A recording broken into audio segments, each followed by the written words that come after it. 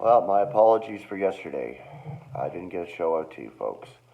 I'm back today, but I suffered a pretty bad migraine headache yesterday. So bad that my eyes were hurting, and I couldn't concentrate. My head hurt so bad, I pretty much slept the whole day just to get rid of it. And it did go away. But when I'm in that condition, I can't even focus. So it wasn't even worth putting out a show yesterday. I wouldn't have been able to concentrate. Um, for that I apologize. I missed yesterday, but that's no big deal. I'm back today, and I'm still here reading for you folks and bringing you this show and this channel. I love you all and appreciate your support. I had great fellowship the day before that with a sister in the Lord. Her name's Natalie, and that was fun. We were able to chat for like over an hour, which was wonderful. And the beauty part is, those who are sealed and those who are part of the body, we are literally mutually disposed to one another, and we have that same spirit connection, which I love. So it's always great to hear from you folks. Always great to hear from my brethren and be able to have fellowship like that. So I thank you, Natalie. And Natalie listens to my show. She's hearing truth, and she loves it, and she follows like the channels, like Martin and Mike Knotts, and it's great. I love to hear that. It gives me a boost in spirit when I know there are brethren out there that are actually listening and hearing the words that are read or spoken on the channels, and the Word of God that comes through from the Scriptures. So welcome to the show today. It's Thursday, and we are on this one here, in whom you are sealed, for today. Ephesians 1:13 and 14. In whom you also, on hearing the word of truth, the evangel of your salvation, in whom on believing also. Ephesians 1:13. It has often been noted that it is the little words which cause the most misunderstanding. Particularly is this true of prepositions and pronouns. Here in this verse, we have a sudden change of pronoun. Up to now, Paul has been using pronouns of the first person: we, us, and our, when referring to those whom he is addressing, and the third person: he, him, and his, when referring to God and to Christ. Nowhere is the second person used, you or your, until here. Wow, in whom you are sealed. In verse 13, it is suddenly introduced. This is now done because the apostle wishes to make sure that believers among the nations, in addition to those of Israel, are included in what God is now declaring through him. The position is that right up to Paul's imprisonment in Rome, Jews had been among those who had heard his message. True that as far as they were concerned, there were limits to what Paul could say, limits imposed by their own allegiance to Judaism and their expectation of earthly blessings within the kingdom. Nevertheless, we read even in Romans that the evangel was to the Jew first, and to the Greek as well. But now, before the celestial truths contained in this Ephesian epistle were proclaimed, the declaration of Paul in Acts 28:25 through 28 had gone out. When we reach chapter 2 of this Ephesian epistle, we shall find that the barrier between Israel and the nations has finally broken down by the cross of Christ. It is in anticipation of this that Paul is varying his pronouns at this stage in chapter 1. This is not to say that all the blessings down to verse 12 are for Jews only, or that the Holy Spirit of promise mentioned in verse 14 is for the nations only. No, it is because of the prejudices against the nations built up during the centuries of Jewish recipients of God's favors that Paul brings them to the nations into prominence at this point by addressing them personally under the pronoun you.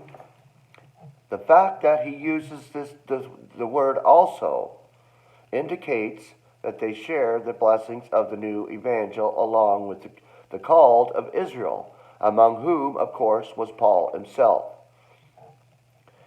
It was not enough, however, for any of them merely to hear the word of truth, the evangel of their salvation. They must believe it also. Let us remember, the epistle is addressed to all the saints, who are also believers in Christ Jesus. As all our spiritual blessings are given to us in Christ, how can we enjoy them or even accept them unless we believe in him as the risen Savior, and in the evangel which centers around his celestial glories? There is a most informative statement in the Concordant Commentary on page 289, on verse 13. The subject of these paragraphs is the evangel of the nations, its seal, its recognition, its prospect, its allotment, and its power.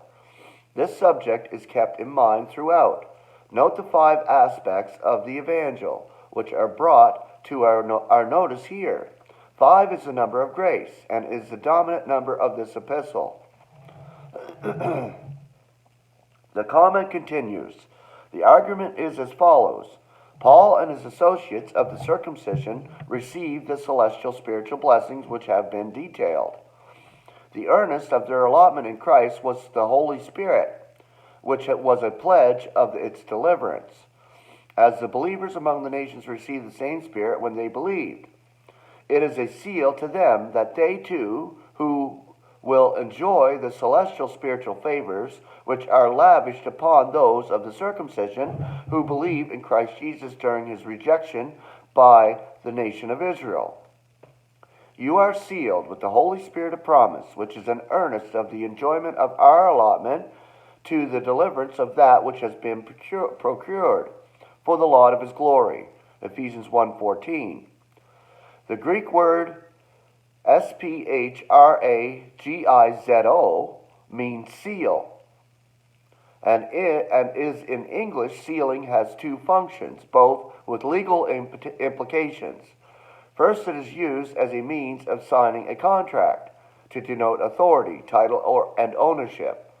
Secondly, it is used as a method of securing a package or document which is to be set aside for a time in safe custody and not opened until later. Paul refers 3 times in his epistle to the sealing of the believers in Christ, and they are closely related in thought. Besides the references here in Ephesians 1, there is one in 2 Corinthians chapter 1, verse 21 and 22, which reads, Now he who is confirming us together with you in Christ and anoints us is God, who also seals us and is giving the earnest of the Spirit in our hearts. The other reference is in Ephesians 4:30. And do not be causing sorrow to the Holy Spirit of God, by which you are sealed for the day of deliverance. Both functions of the word is the same Greek word. SPHRAGIZO apply in these cases, or seal. We are sealed because we are God's. Your life is hid together with Christ in God.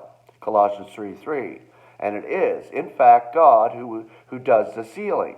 And we are sealed with the Holy Spirit of promise, which is in itself an earnest or pledge, in kind, a deposit, guaranteeing us the delivery of the whole at a future date.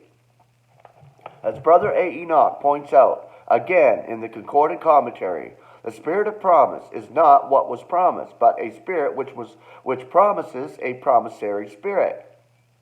Our allotment, into which we shall enter fully when we are joined with our Lord and Head, has already been prepared for us.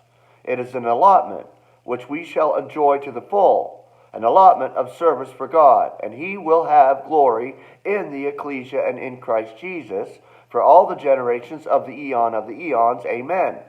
Ephesians 3:21. The earnest or pledge is a guarantee that we shall enjoy our participation in the allotment, as well as being a promise of the allotment itself. When we send through the post a packet which contains something of great value, we register it. And to do this, we must first seal it, and it is then kept separate from the rest of the mail and signed for at every stage of its journey. Postal regulations are not quite so strict as they used to be. Well, they are now. At one time, a registered packet was generally sealed with wax, upon which was impressed a stamp bearing a mark of ownership, in such a way that no one could break the seal without also breaking the stamp.